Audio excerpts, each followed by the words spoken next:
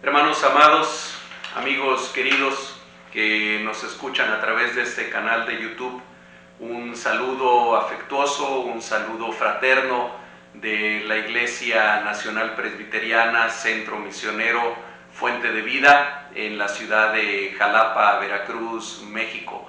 Es un privilegio, es siempre, híjole, ¿qué puedo decir?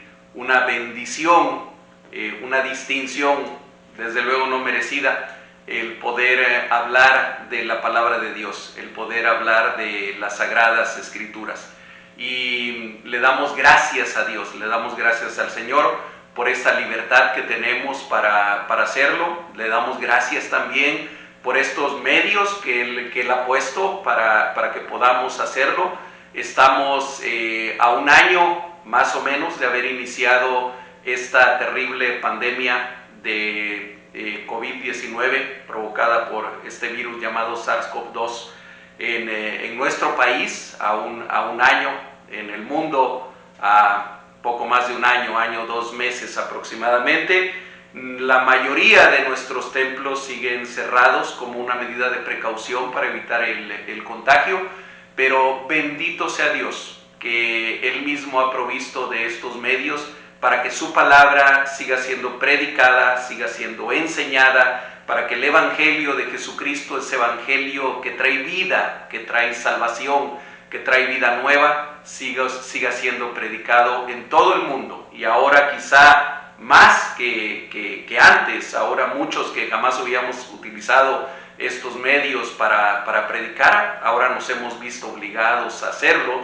Así que recordamos lo que dice la Escritura en Romanos 8:28, a donde dice: a los que aman a Dios, todas las cosas les ayudan a bien.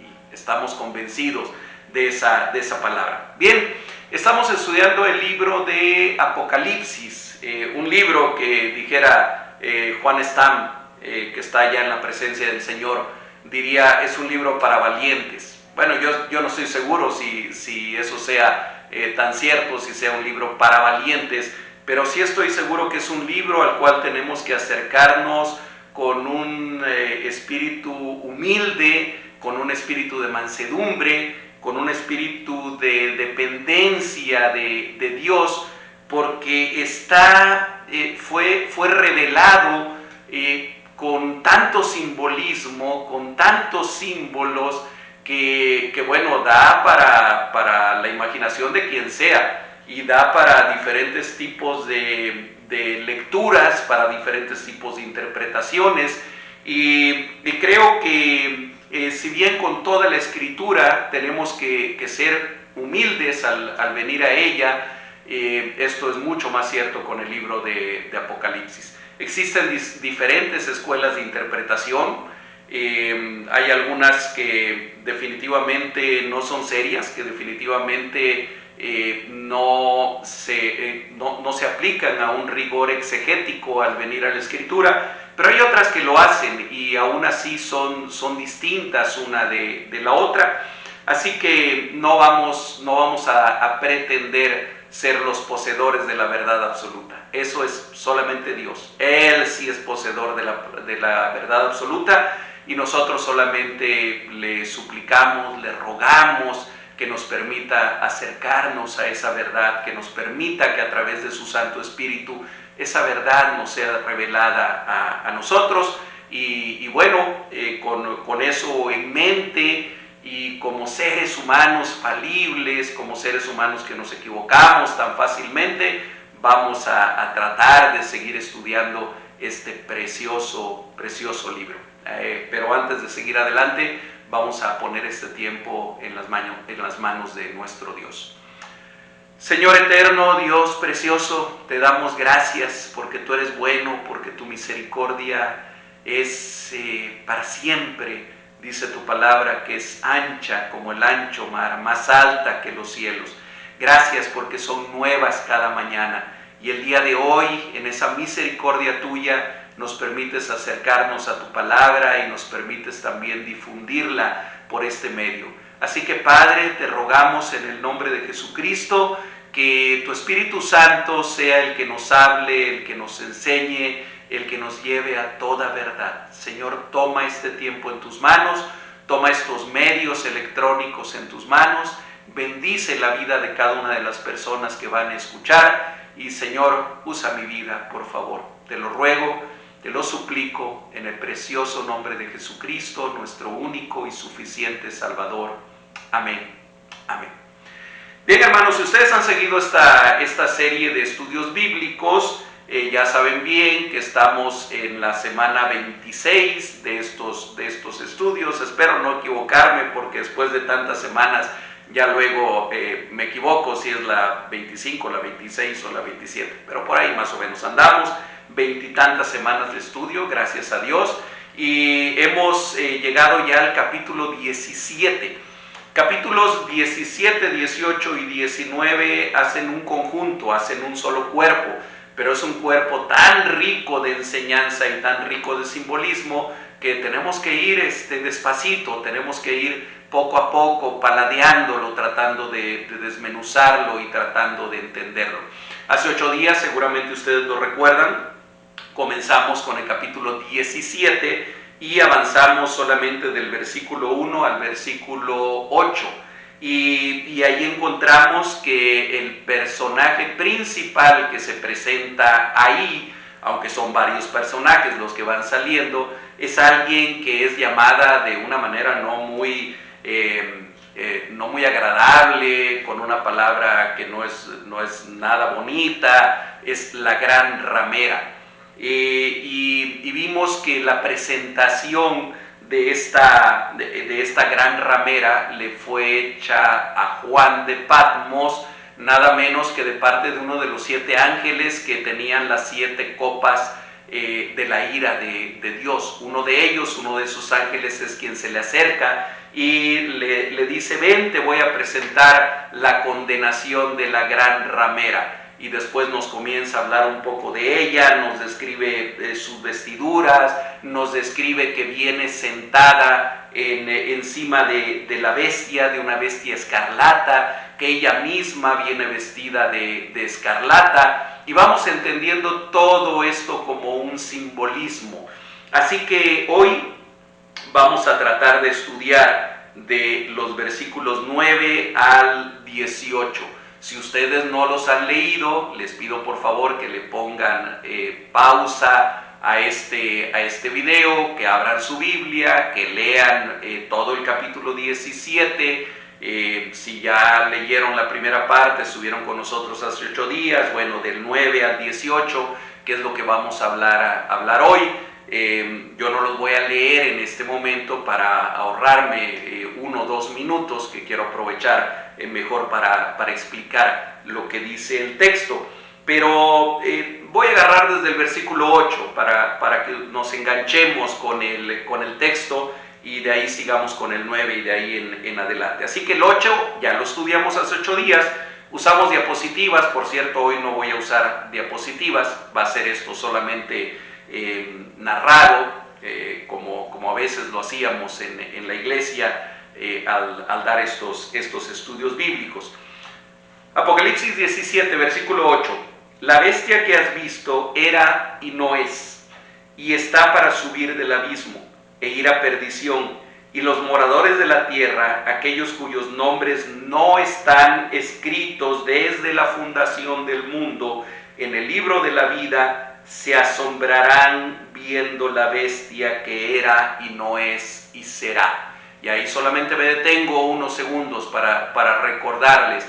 Recordemos, el libro de Apocalipsis es un libro profético, escrito en un lenguaje profético. Y en toda la literatura profética, los tiempos verbales se manejan de una manera diferente en otros tipos de literatura. Y de repente se habla en pasado, de repente se habla en futuro, de repente se habla en presente, sin que esto signifique algo cronológico en el momento que fue escrito. Es decir, cuando a veces Juan habla como cosas que ya hubieran ocurrido, no es necesariamente porque ya ocurrieron en el momento que Juan lo está escribiendo, sino que es parte de este lenguaje profético. Tenemos que entenderlo así y tenemos que entenderlo también en su sentido simbólico. Bueno, este versículo lo explicamos hace 8 días, así que me sigo. Versículo 9. Esto para la mente que tenga sabiduría. Las 7 cabezas son 7 montes sobre los cuales se sienta la mujer. Esto para quien tenga sabiduría. Y bueno, de Santiago nos enseña en su epístola, en su carta, y dice que si alguien no tiene sabiduría, ¿qué tiene que hacer? Dice, pídala a Dios, el cual dará abundantemente y sin reproche. La sabiduría no es lo mismo que la inteligencia, la sabiduría no es lo mismo que el conocimiento, no es lo mismo que el intelecto. La sabiduría que nosotros necesitamos y que anhelamos es algo que viene de Dios y que nos permite tener la capacidad para discernir las cosas desde la perspectiva de Dios. Por eso también en el libro de Proverbios dice, el principio de la sabiduría, es decir, el fundamento, la roca fundamental de la sabiduría es el temor a Jehová, es el temor a Dios, es decir, es el reconocimiento de Dios. Ese es el principio de la sabiduría. Y aquí nos dice entonces esto para la mente que tenga sabiduría, es decir, permítanme parafrasearlo de esta manera, esto que te voy a decir, Juan de Patmos, dice Jesús que está revelando esta escritura, es para aquellas mentes que tienen temor de Dios, es para aquellas mentes que le han pedido a Dios de su sabiduría y que Él se las ha dado abundantemente. ¿Y qué es lo que dice que es para las mentes que tengan sabiduría? Las 7 cabezas. ¿De qué 7 cabezas habla? De las 7 cabezas de la bestia, en la cual viene montada esta mujer que ya fue presentada como la gran ramera y que viene vestida de escarlata y que viene con joyas preciosas y que viene llena de oro y de perlas y de cosas así de ese tipo. Bueno, las 7 cabezas, dice, son 7 montes sobre los cuales se sienta la mujer.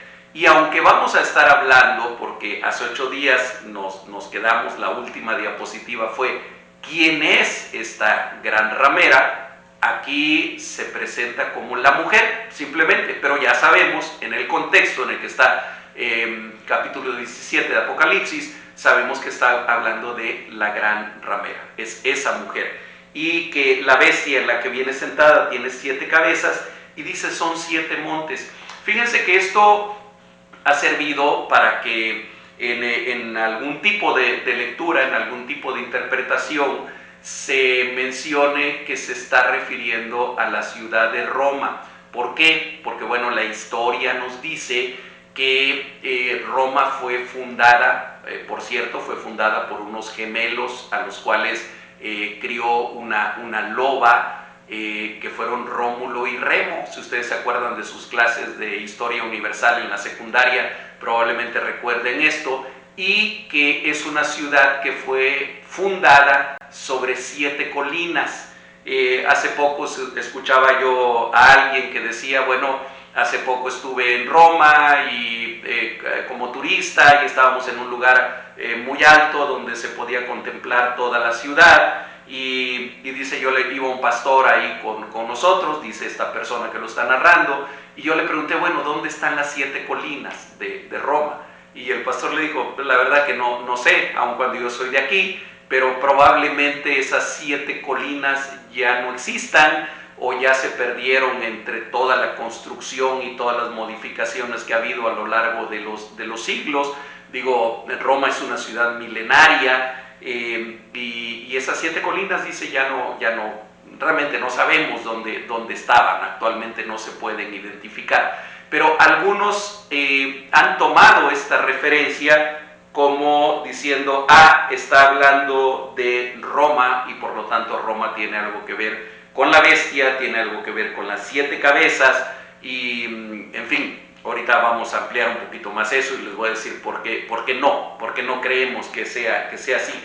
Pero lo que sí dice es que sobre los cuales, 7 montes sobre los cuales se sienta la mujer. ¿Y qué es lo que simboliza esto de que se siente sobre ellas? Bueno, que las está dominando, que las está gobernando, que esta mujer está dirigiendo lo que sean esos 7 montes representados por las 7 cabezas de la bestia. Esa mujer va encima de la bestia, es decir, está íntimamente relacionada con ella, y a la manera de un jinete que gobierna su caballo y que lo dirige hacia donde quiere que vaya. Aparentemente a esta mujer le ha sido concedido el que haga esto sobre la bestia y específicamente sobre esos 7 montes.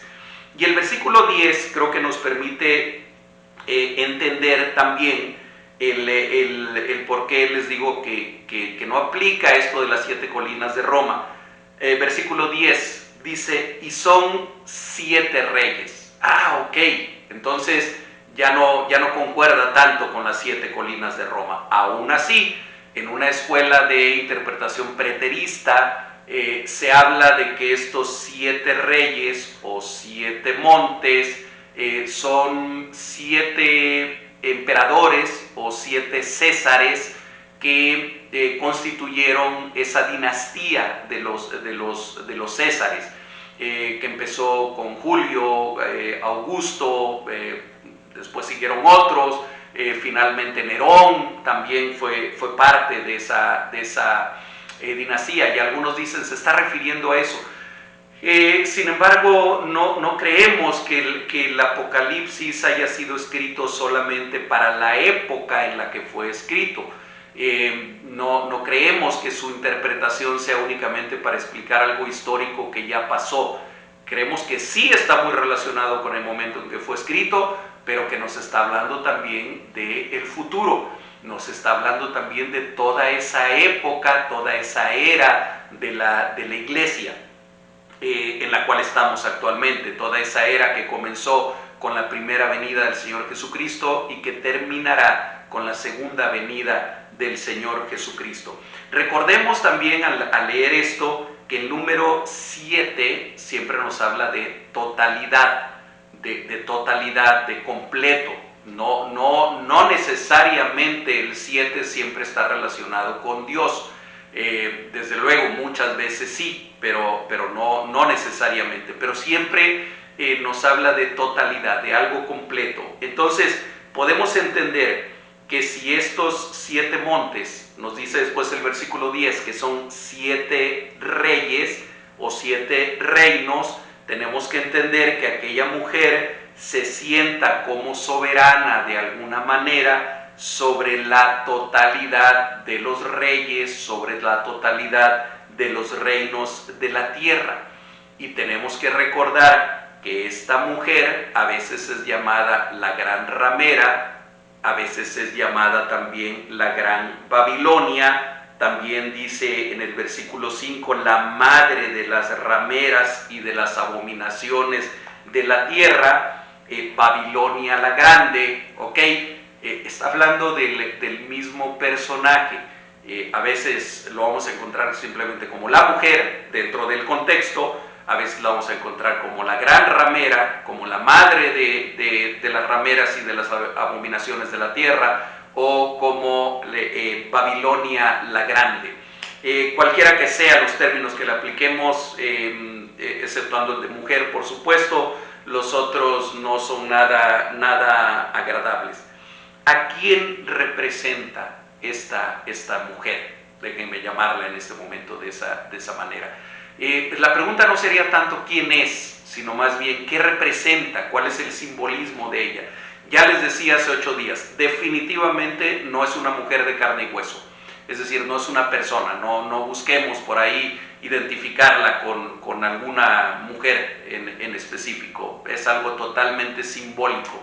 Y si nosotros tomamos el simbolismo bíblico de adúltera, de ramera, de infiel, inclusive en algunas partes del Antiguo Testamento como prostituta también se le menciona, bueno, se está refiriendo al Israel apóstata, aquel Israel al cual Dios había liberado de la esclavitud en Egipto, lo había sacado con brazo fuerte, con brazo poderoso, y que en Éxodo 19:6 nos dice: y ustedes me serán un pueblo santo, y ustedes me serán un pueblo de sacerdotes, serán una nación de sacerdotes. Pero ¿qué pasó con ese Israel? Ese Israel, en cuanto pudo, espiritualmente le fue infiel a ese Dios todopoderoso que le había dado la libertad y que lo había hecho un pueblo santo, un pueblo suyo. Y entonces prácticamente todos los profetas en el Antiguo Testamento se refieren a Israel como una mujer adúltera, como una mujer infiel, como aquella que a pesar de haber sido recogida por su marido, de haber sido cuidada por él, de haber sido limpiada, lavada, vestida, a pesar de eso, en cuanto pudo, le fue infiel con cuanto hombre pudo. En un sentido puramente metafórico. Lo que no es metafórico es la infidelidad real de Israel hacia Dios. Cuando Israel pudo como pueblo, no todo Israel por supuesto, pero gran parte de él, adoró a los Baales, adoró a Cera, pasaban incluso a sus hijos por fuego, a sus bebés, los quemaban delante del altar de Moloc, se prostituyó en ese sentido, espiritualmente hablando, en una idolatría perversa que hizo que Dios una y otra vez enviara juicio sobre de ella, y que hizo incluso que esa categoría de pueblo único, de pueblo santo, de reino, de sacerdote, fuera traspasado a otro pueblo, que somos nosotros, que es la iglesia, que somos los gentiles, que incluye desde luego a Israel también, pero que ya no es exclusivo del pueblo de Israel. Por eso, Primera de Pedro, capítulo 2, versículo 9, cuando Pedro le está escribiendo a los expatriados, a la iglesia que está en la dispersión, les dice: ustedes son nación santa, ustedes son linaje escogido, ustedes son real sacerdocio, ustedes son pueblo adquirido por Dios para anunciar las virtudes de aquel que los llamó de las tinieblas a su luz admirable. Y está hablando de ti y está hablando de mí, está hablando de la iglesia de Jesucristo. Esa es ahora la nación santa, esa es la mujer que se revela, no aquí, sino en Apocalipsis capítulo 12, como una gran señal que apareció en el cielo, una mujer vestida de sol, una mujer con la luna bajo sus pies, una mujer con una corona de 2 estrellas coronando su cabeza, y que después el dragón trata de atacarla, y que entonces con alas de águila es llevada al desierto, a un lugar seguro donde es sustentada y alimentada por el mismo Señor. Bueno, entonces ese es el pueblo de Israel, ese es el nuevo Israel, nación santa, la iglesia de Dios, la iglesia de Jesucristo. Pero el Israel apóstata, o pudiéramos decir también la iglesia apóstata de nuestros días, la iglesia que niega la fe en Jesucristo, la fe verdadera en Jesucristo, esa es llamada aquí la gran ramera. ¿Y por qué la gran ramera? Bueno, esa gran ramera tiene un componente religioso.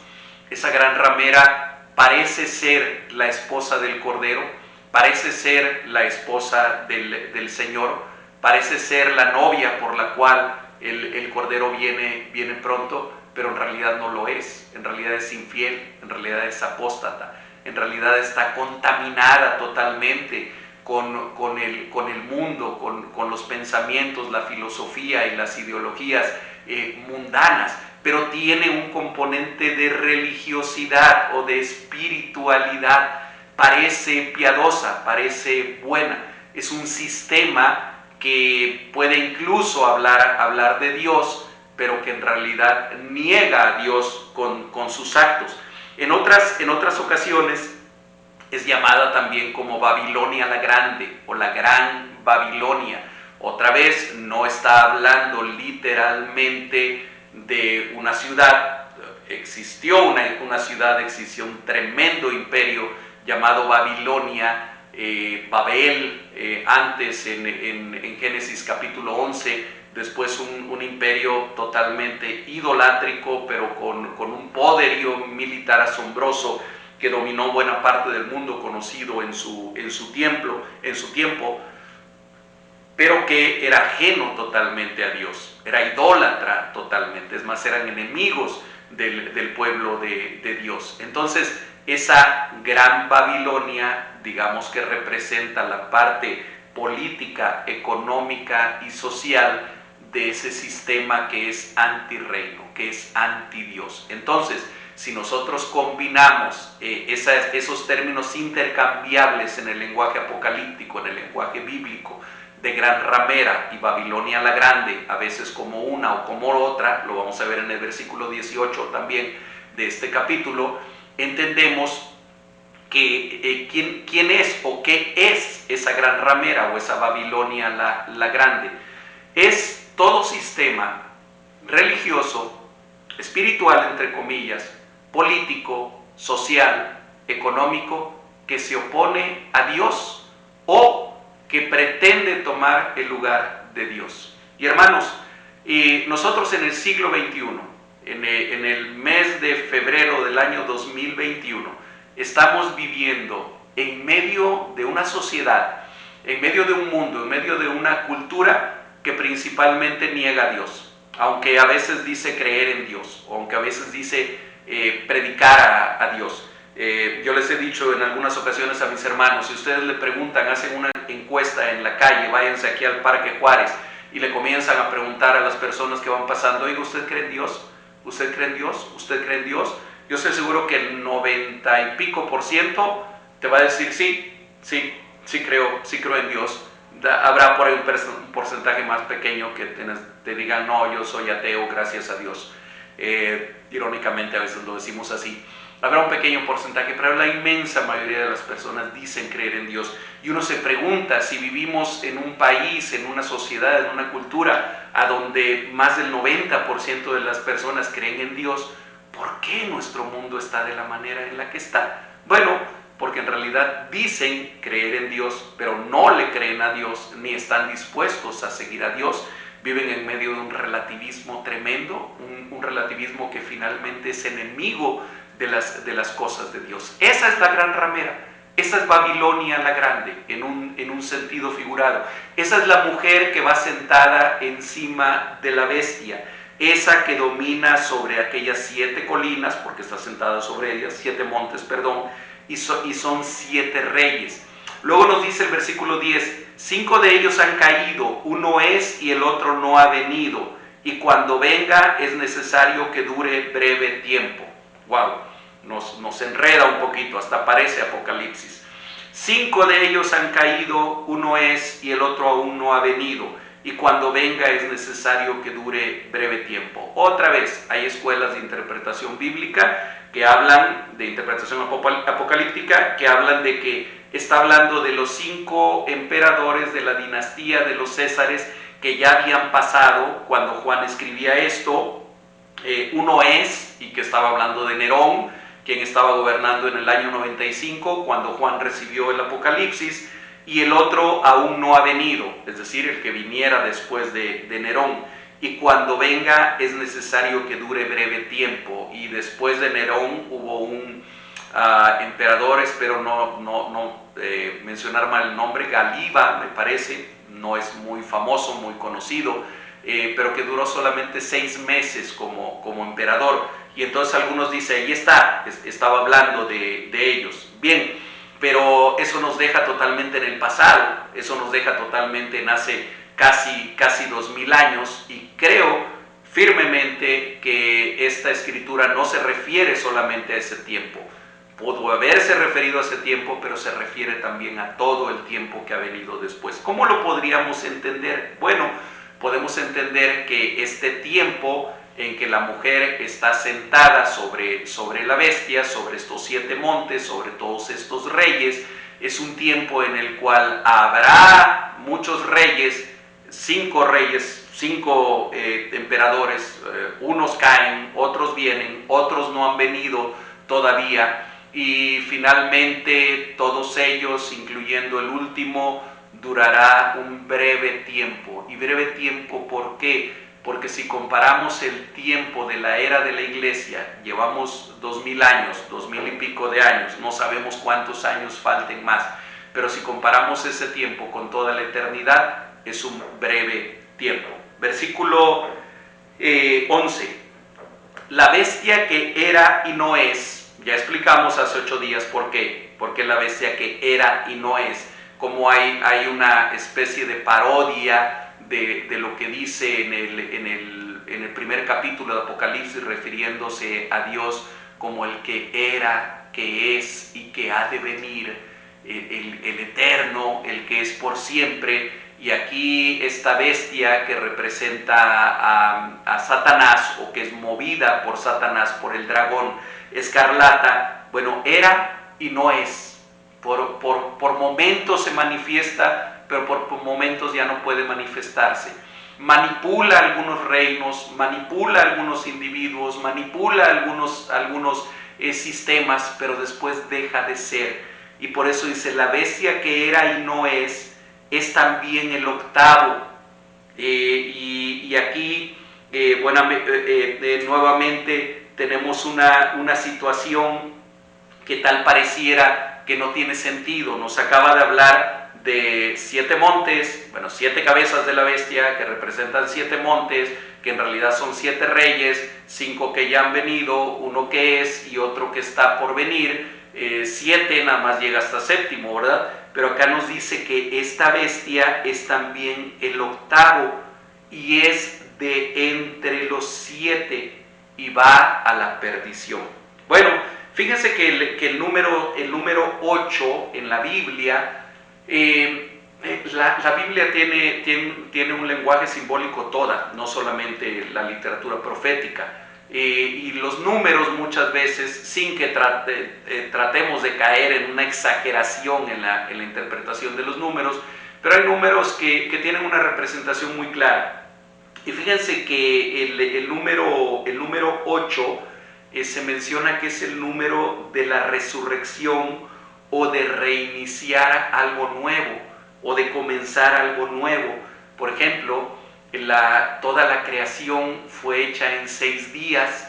El Señor declara al 7º día como día de reposo, como día santo, como día sagrado. Es un día de la semana que debe ser dedicado a Él, pero pocas veces nos preguntamos, ¿y qué siguió al otro día, después del 7º día, el octavo día? Bueno, el octavo día hubo un renacer, un despertar, un empezar con aquella vida en la creación. En el 6º día ya habían sido formados el hombre y la mujer. En el 6º día ya habían sido formados los animales. En el 6º día ya había quedado completada toda la creación. El 7º día el Señor dice es santo, es día de reposo. Y al siguiente día seguramente Adán y Eva y toda la creación comenzaron con esta vida en el Edén antes de la caída, para poner un ejemplo. También recordemos que en ese mismo sentido, cuando el Señor Jesucristo entregó su vida voluntariamente en la cruz del Calvario un viernes, que ahora le llamamos Viernes Santo, en la Semana Santa que ya viene, por cierto. Después vino el sábado, que era el Shabbat, el día de reposo, y en el siguiente día, que podemos decir, bueno, dio la vuelta a la semana, es el primer día, pero en algún sentido también podemos entender que es un octavo día, si lo consideráramos así. Muchas veces en nuestro lenguaje cotidiano hablamos de para dentro de 8 días, cuando en realidad nos estamos refiriendo la semana próxima. Ese día, el domingo, el primer día de la semana, que se puede considerar también como un octavo día dentro de la secuencia de acontecimientos, en ese día el Señor Jesucristo resucitó. Hay muchísimos pasajes de la Biblia, muchos, a donde encontramos el número 8 con un tremendo simbolismo. No tenemos el tiempo ni es el espacio para analizarlo ahorita, solamente déjenme mencionarlo así. a la luz de este versículo donde dice que es también el octavo. Y me van a decir qué tiene que ver con la resurrección. Bueno, recordemos que aquella bestia ya nos ha dicho en alguno de los capítulos anteriores que sería herida en la cabeza, con herida de muerte, y que sin embargo vivió, a pesar de haber sido dada por muerta, vivió. Satanás siempre va a tratar de simular a Dios, es una falsificación, una burda falsificación de Dios, y sus secuaces y aquellos a los cuales domina, como en este caso la bestia, también trata de simular ese tipo de cosas, ese tipo de señales. Entendemos entonces que esta bestia, que es también el octavo y es de entre los 7 y va a la perdición, de alguna manera va a hacer señales prodigiosas, como ya nos los mencionó también en capítulos anteriores, pero que sin embargo su destino está bien marcado, va a la perdición. Es decir, ¿quién mueve a la mujer esta? ¿Quién mueve a la gran ramera? ¿Quién mueve a Babilonia la grande? El mismo que mueve a la bestia que subió del mar, el mismo que mueve al falso profeta, es el dragón escarlata, es la serpiente antigua, es Satanás, y va a la perdición. Versículo 12. Y los 10 cuernos, sigue describiendo aquí Juan a la bestia. Recordemos que esta bestia que subió del mar, en Apocalipsis capítulo 13, si mal no recuerdo, sí, por supuesto, en Apocalipsis capítulo 13, aquella bestia que subió del mar no solamente tenía 7 cabezas, no solamente representada con 7 cabezas, sino dice también que tiene 10 cuernos. Cuerno significa en el lenguaje bíblico y apocalíptico autoridad, algo que tiene autoridad, que tiene poder. Dice, y acá en este versículo 12 nos dice con más claridad, ya nos va hablando con más claridad, nos va dando la misma interpretación bíblica. La Biblia se interpreta a sí misma y dice, y los 10 cuernos que has visto son 10 reyes, son 10 reinos, 10 naciones. Y aquí tenemos que ir otra vez a los números, otra vez al significado simbólico de los números. Y el 10 representa muchos cuantitativamente, no cualitativamente, no el 10 como la perfección que a veces se toma, sino muchos en un sentido cuantitativo. Entendemos que es una autoridad breve, pero que es compartida con la bestia. Fíjense, leo completo el versículo 12. Y los 10 cuernos que has visto son 10 reyes que aún no han recibido reino, es decir, que están todavía por venir. Nos habla de los reyes que han sido, del que está, y nos habla de los que todavía no han recibido reino, de los que todavía no existen, de los que estaban en el futuro o están todavía en el futuro. Para nosotros son 10 reyes que aún no han recibido reino, pero por una hora recibirán autoridad, y esto una hora nos vuelve a hacer referencia a por un breve tiempo, por un poco de tiempo, aunque para nosotros ese poco de tiempo, digamos, es muchísimo, ya han pasado 2000 años y el Señor no viene. Sin embargo, es una hora, un poco de tiempo. Por una hora recibirán autoridad como reyes, pero fíjense lo que dice después, juntamente con la bestia. Hermanos, a lo largo de la historia de la humanidad y sobre todo a lo largo de estos 2000 últimos años de historia, hemos visto que la gran mayoría de los estados, de los reinos, de los reyes, actualmente ya casi no hablamos de reyes, hay muy poquitos y son casi figuras decorativas en los países que aún tienen reyes, pero los presidentes, quienes representan los estados, quienes representan autoridad, la gran mayoría en todo el mundo, aún en los países llamados cristianos, están en contra de Dios, van en contra de los valores de Dios, no les interesa mucho los valores de Dios. Dicen, Dios es para las iglesias. En países como el nuestro, donde hay una separación entre el Estado y la iglesia, que por cierto yo creo que es correcta, debe de haber una separación entre iglesia y Estado, son dos esferas diferentes, pero en la mayoría de ellos los políticos y quienes están al frente del gobierno y del poder a veces usan la religión, usan conceptos religiosos, pero en realidad están siguiendo sus propios intereses. En el momento en que es necesario tomar una decisión política, repetirían aquella famosa frase de Enrique VIII en Inglaterra: París bien vale una misa, decía alguien que había roto con la Iglesia Católica Romana, pero que sin embargo cuando se tiene la oportunidad de ser gobernante también sobre Francia, él acuña aquella famosa frase que habla de simonía y que habla de cuán convenenciero puede ser el corazón del hombre relacionado con las cosas de Dios, y dice: París bien vale una misa. Bien, entonces la mayoría de esos 10 de esos reinos aquí representados como 10 cuernos habitualmente son anti-reino de Dios, son en contra de los valores de Dios, y dice que ellos reinarán, pero por una hora recibirán autoridad como reyes juntamente con la bestia. Y ciertamente eso lo vemos en nuestra realidad día tras día. Versículo 13. Estos tienen un mismo propósito, y aquí ya vemos la unidad de los propósitos, y entregarán su poder y autoridad a la bestia. Y yo sé que no quiero mencionar el nombre de ningún presidente, ni ningún político, ni ningún rey en este momento, pero yo estoy seguro que ni el presidente de México, ni el actual presidente de Estados Unidos, ni el de Rusia, ni el de ningún otro país tienen en mente que están teniendo autoridad o están compartiendo su autoridad juntamente con la bestia. Pero ¿saben qué? Muchas veces lo están haciendo.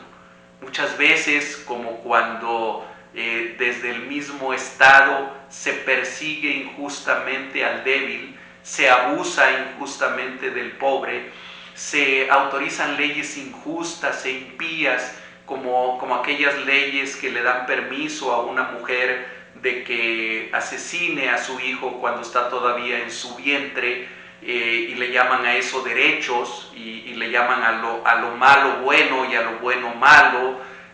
Cuando dicen es correcto que 2 hombres se unan en matrimonio, es correcto que 2 mujeres se unan en matrimonio.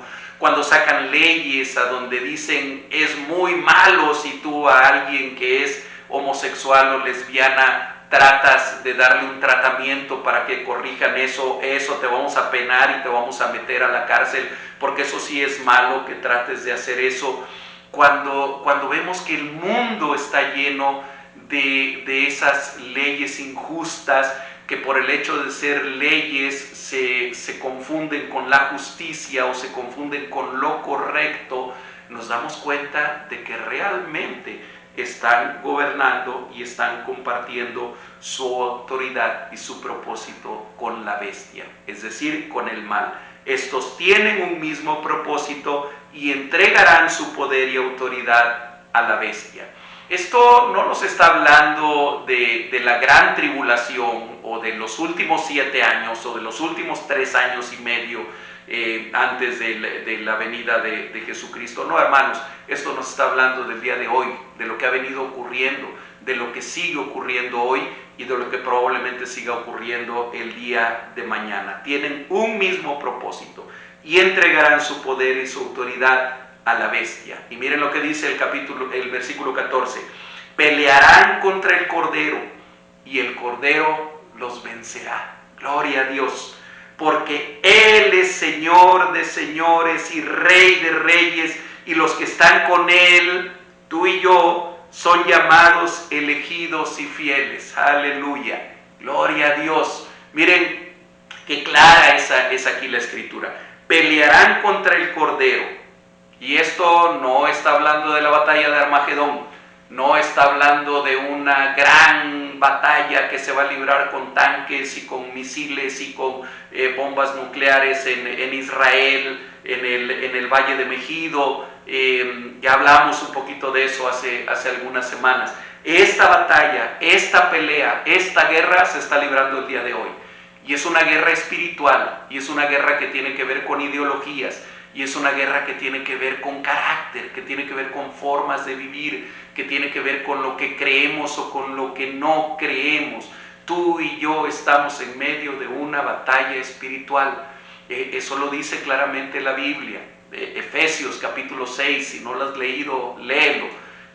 A donde dice el apóstol Pablo en la carta que le escribe a los Efesios, porque nuestra lucha no es contra sangre ni contra carne, es decir, no es contra seres humanos, es contra huestes espirituales, es contra poderíos espirituales que gobiernan. Esa es nuestra lucha, esa es una lucha espiritual. Actualmente, el día de hoy, la bestia, el dragón escarlata, la mujer llamada la gran ramera, hoy están peleando contra el cordero y están peleando contra los suyos. El cordero, ustedes ya saben, el cordero que fue inmolado. Estoy hablando de Jesucristo. Hoy en día se está librando esta batalla en todos los medios y tú y yo somos parte de ella. Y Dios quiera que estemos conscientes de que estamos en medio de esa lucha. Y Dios quiera que estemos conscientes de que las armas de nuestra milicia no son armas literales, no es la espada, no es la metralleta, no es el misil, no es el tanque de guerra. Esas no son nuestras armas. Nuestras armas son espirituales. Las armas con las que tú y yo peleamos se usan de rodillas, se usan en oración, se usan en ayuno, se usan en empaparnos de la Escritura y se usan en vivir una vida día tras día que honre la palabra de Dios y que honre el nombre de Jesucristo. Esa es nuestra lucha. Y dice aquí el versículo 14, pelearán contra el Cordero. Esos reyes, esos muchos reyes representados por 10 cuernos de la bestia, esos que en realidad están siendo guiados por la gran ramera y por el dragón escarlata, pelearán contra el Cordero. Pero miren lo claro que es la Escritura y lo clara que es nuestra esperanza y lo firme que es nuestra esperanza. Y el Cordero los vencerá. ¿Por qué? Porque Él es Señor de señores y Rey de reyes. Y aunque aquí no menciona explícitamente la victoria nuestra, la tuya y la mía, pero lo dice de una manera implícita muy clara. Y los que están con ellos, los que están con Él, y los que están con Él, los que están con el Cordero, dice, son llamados, elegidos y fieles.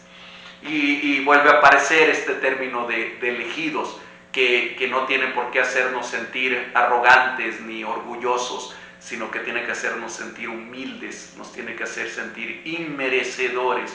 He sido elegido no por mis méritos, no por lo que yo haya hecho, no porque sea bueno, no porque sea perfecto, no porque tenga yo muchas cualidades, sino porque Él me quiso elegir, porque en su gracia, porque en misericordia, en su soberanía le plació elegirme. Y dice, elegidos y fieles. Y no depende de mí haber sido elegido, es algo que Dios hizo sin pedirme permiso. Pero ser fiel sí depende mucho de mí. Ser fiel sí depende mucho de lo que tú hagas o de lo que tú dejes de hacer. Y el versículo 14 entonces nos habla de esto. Versículo 15, me dijo también, aquel ángel seguía hablando con Juan, me dijo también, las aguas que has visto donde la ramera se sienta, y miren, otra vez nos da la interpretación la misma Escritura. Nos había dicho un poco atrás que aquella mujer estaba sentada sobre muchas aguas. Versículo 1 dice, la gran ramera, la que está sentada sobre muchas aguas, y en esa ocasión ahí nos deja, y tuvimos que hablar de Jeremías 51:13 para encontrar otra referencia de a qué se referían esas muchas aguas. Pero aquí en el versículo 15 ya nos los dice claramente. Las aguas que has visto donde la ramera se sienta son pueblos, muchedumbres, naciones y lenguas. Otra vez nos deja claro de diferentes maneras esa gran ramera, esa mujer sentada sobre 7 montes, que son 7 reyes, en una bestia que tiene 10 cuernos, que son 10 reyes, es decir, que son multitud, muchos reyes, y que está sentada también sobre las aguas. Dice, son pueblos, muchedumbres, naciones y lenguas. Ven cómo el Apocalipsis la misma cosa nos la va revelando varias veces, de diferentes formas, como diciendo, para que lo entiendan bien, para que les quede claro de qué se trata. ¿Quién es esa mujer? ¿Quién es esa gran ramera? Alguien que está sentada, es decir, que está dominando sobre todas las naciones, sobre todos los pueblos, sobre muchedumbres y sobre gente que habla diferentes lenguas. Versículo 16.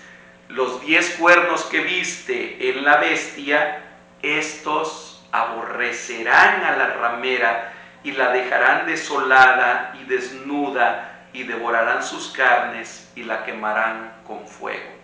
Y uno aquí a lo mejor se rasca la cabeza y dice, a ver, espérame, la gran ramera, esta mujer estaba sentada sobre la bestia y estaba dominando aquellos muchos reinos representados por 10 cuernos, pero ahora me dices en el versículo 16 que los 10 cuernos que viste en la bestia, estos, ya sabíamos ahora que son reyes, que son reinos, aborrecerán a la ramera y la dejarán desolada y desnuda y devorarán sus carnes y la quemarán con fuego. Finalmente, esa gran ramera que simula ser la esposa de Jesucristo, que simula ser el cristianismo verdadero o la iglesia verdadera, cuando ya no le convenga a los reyes de la tierra, representados por esos 10 cuernos, se van a volver contra ella de cualquier manera.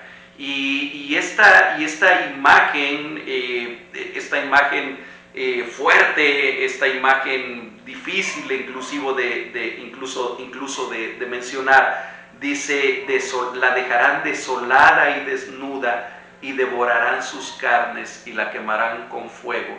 Nos recuerda un personaje del Antiguo Testamento, es así una mujer de carne y hueso, Jezabel, una mujer impía, una mujer que llevó a Acab, uno de los reyes de Israel, a que llevara al pueblo a la idolatría más servil y más vil, una mujer que quería matar al principal profeta que había en ese tiempo, que era Elías, y que lo perseguía y que le dijo, no voy a descansar hasta verte muerto, y que finalmente tiene un final trágico, y efectivamente ella es devorada por los perros, su cadáver, pues su cuerpo. Ella fue arrojada desde la parte alta del palacio, murió ahí y dice que los perros lamían su sangre, tuvo un final terrible. Y bueno, nos recuerda ese pasaje del Antiguo Testamento. Lo cierto es que simbólicamente, aun cuando es la gran ramera, aun cuando es la gran farsante, aun cuando es quien se prostituye espiritualmente con todos los reyes de todas las naciones y de toda la tierra, terminarán volteándose también hacia ella, destruyéndola y quemándola en fuego. Versículo 17, y este es un versículo de no tan fácil interpretación y de tomarlo con cuidado.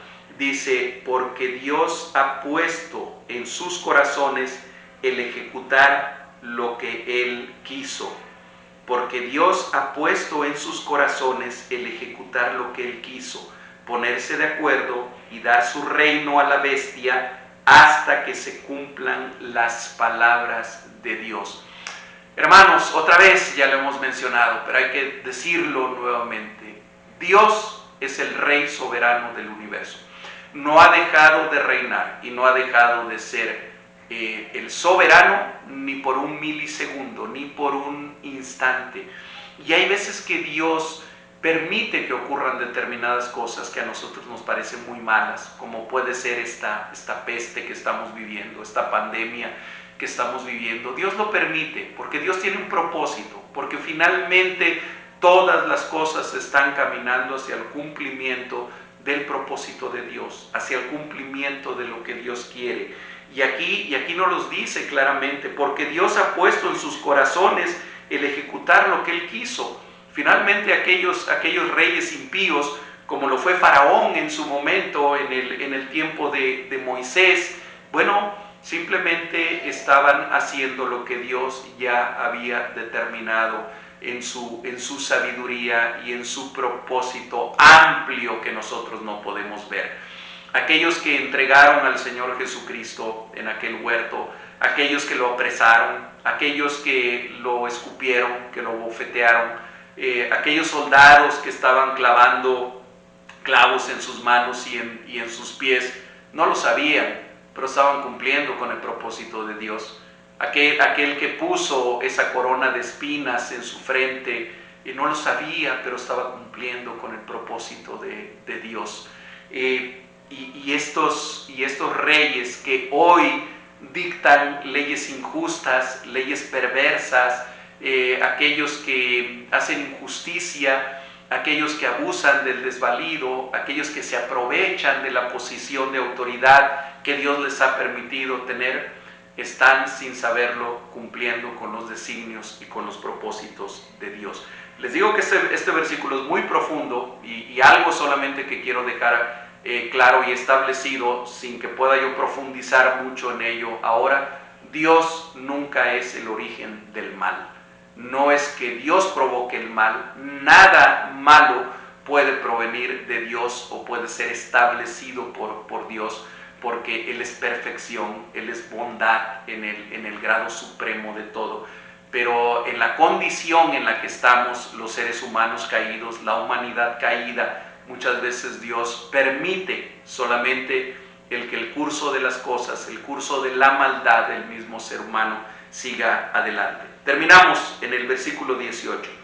Y la mujer que has visto, otra vez nos da la interpretación, y la mujer que has visto es la gran ciudad que reina sobre los reyes de la tierra. Y otra vez aquí muchos se han desgarrado la mente, se han desgarrado los sesos, se han esforzado en decir, ok, ¿qué ciudad es esta de la que está hablando? ¿Será Jerusalén? ¿Será Roma?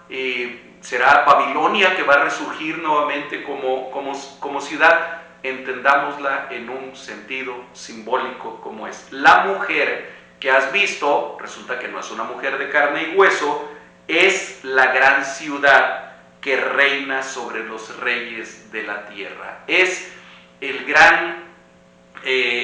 la gran ideología, las grandes formas de pensar, las grandes ideas que se oponen al reino de Dios, los antivalores o los valores que son antirreino. Eso es lo que representa. Por eso en otra parte va a ser llamada Babilonia la Grande o la Gran Babilonia. Y vamos a ver en el capítulo 18, la próxima semana, la caída estrepitosa, absoluta, completa y definitiva de esa gran ciudad en un sentido metafórico. Entonces, incluso en el capítulo 18, me adelanto un poquito a lo de la próxima semana, vamos a ver cómo Dios le dice a su pueblo, salgan de ella, salgan de ella. ¿Y qué es lo que nos dice? Es un anticipo de la próxima semana solamente. Salgan, pueblo mío, de ese sistema de cosas, de ese sistema, de ese estilo de vida, de esa forma de pensar, de esa forma de llevar a cabo la vida. Salgan de ella. Bien, hermanos, hasta aquí llegamos el día de hoy. Yo espero que esto haya sido de bendición para ustedes. Los animo para que si tienen preguntas o tienen comentarios y ustedes están viendo este video en YouTube, siempre hay un espacio por ahí para hacer preguntas o para dejar comentarios. Si les han quedado preguntas o si tienen comentarios relacionados con esto que yo acabo de exponer, siéntase en la confianza de escribirlo ahí, de poner su pregunta. Si es una pregunta, haré mi mejor esfuerzo por responderla o de investigar la respuesta. Y si es algún comentario, seguramente que nos alimentará también y que nos edificará. Gracias por este tiempo, gracias por su atención, que el Señor los bendiga y que Dios nos siga llenando siempre de su bendita palabra. Gracias, hermanos. Amén.